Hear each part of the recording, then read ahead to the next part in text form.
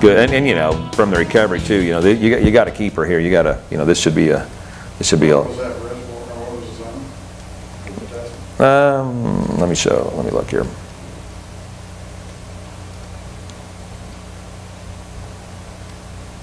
Arbuncle. So there's probably some water back behind there.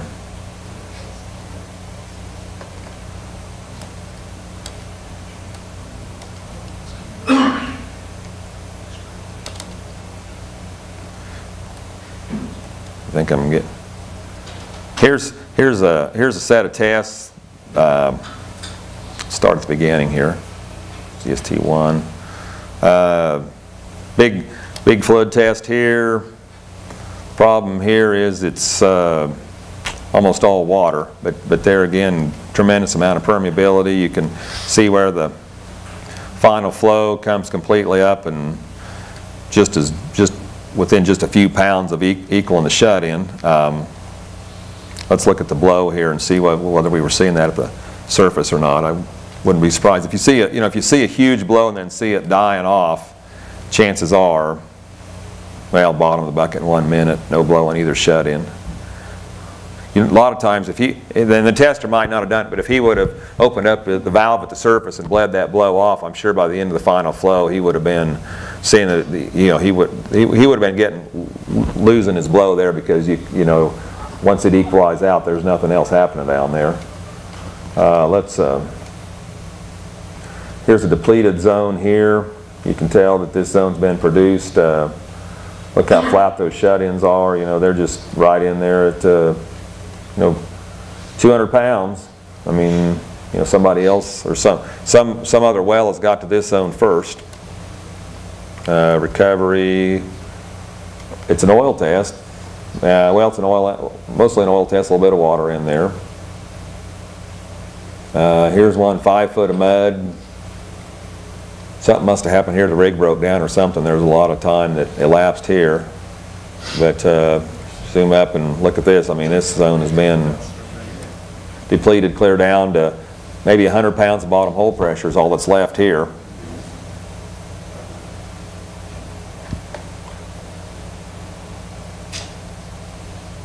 The same thing here, depleted. And they're even depleted and tight. Really.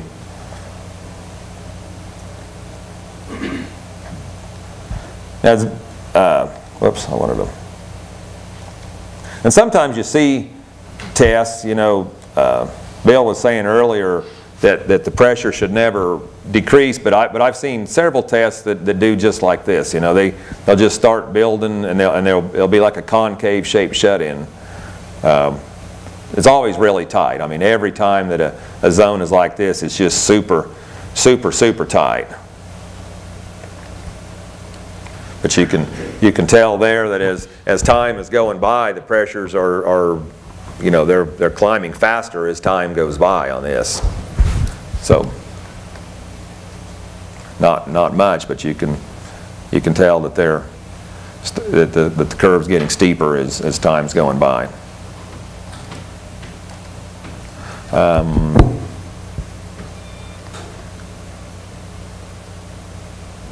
Okay, here's something I'm going to, probably none of you have seen or very few of you have ever seen. I was telling you before the break that we've actually got some customers now that are having us run a third recorder one stand above the shut-in tool. That's indicated with this blue line here.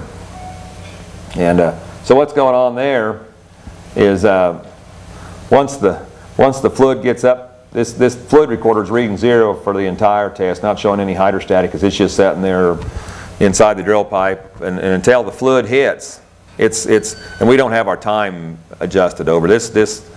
In other words, this event here should match this event here. So I should have pushed this recorder back about 2 or 3 minutes, but there again, run the real short initial flow. Nothing's happening during the shut-in, and there again, during the final flow, the fluid recorder is going to parallel. It's going to be a little bit lower because it's 60 feet higher, so it's going to be reading But you know, if you do the math and do the fluid gradient between 60 feet, you would see the difference between this pressure and this pressure. What's the point of doing that? The point in this is, let's say you had a hole in the drill pipe, or let's say you had something happen where, for whatever reason, maybe you hit a bridge going in the hole and opened up the tool before you got to bottom. Well, you'd see that on the fluid recorder. You'd see it reading something besides 0. So it's just sort of a backup mechanism to tell you that for sure your pipe is empty when you start the test.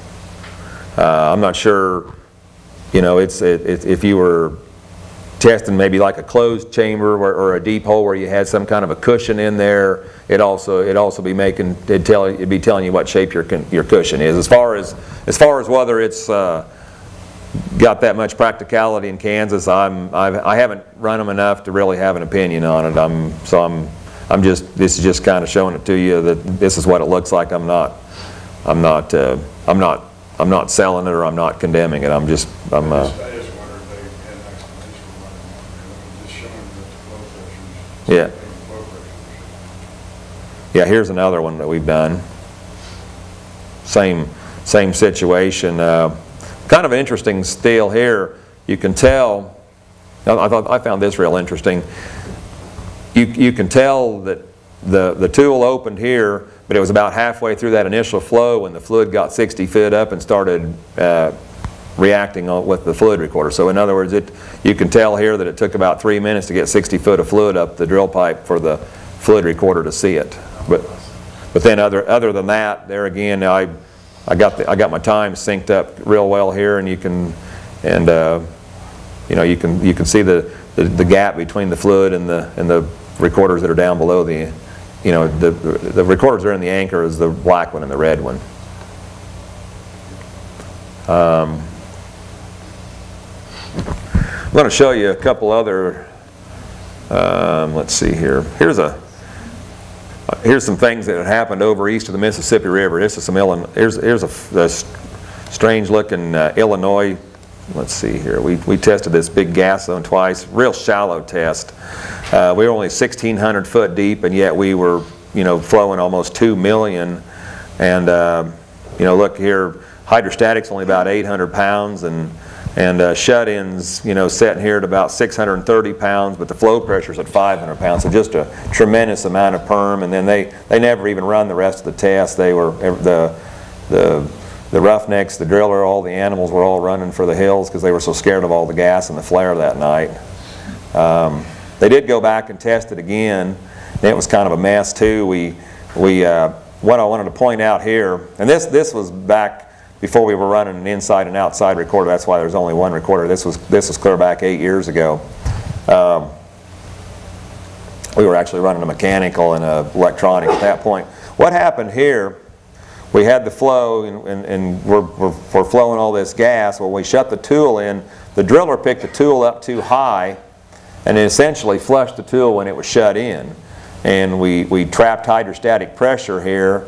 And so this shut-in, where it looks like an upside-down shut-in, that pressure is actually trying to dissipate back, and it's trying to come back. It's almost like it's a fall-off test. It's trying to come back down and be a shut-in, but this is invalid just due to the fact that we picked up and got hydrostatic and trapped it, and that happens in Kansas too. I mean, sometimes if you're rotating your tool and you pull the slips and the driller doesn't whoa when you tell him to whoa, well, if you get up above string weight with that hydraulic tool and close that hydraulic tool and those bypass ports communicate and put hydrostatic back down under the packers, then you've lost your shut-in. You've screwed it up. You've given it hydrostatic again. So that. This right here is a perfect example of why I don't believe the old wives' tale of supercharging the reservoir, because by default you supercharge this thing by flushing. Okay, and you can see how quickly, just in a matter of, 30 minutes, the pressure dissipates out into the reservoir. Same thing when you're drilling. Yeah, you're putting a little bit of water, mud out into it, but it dissipates. If you've got a permeable formation, that pressure that you put into it is going to dissipate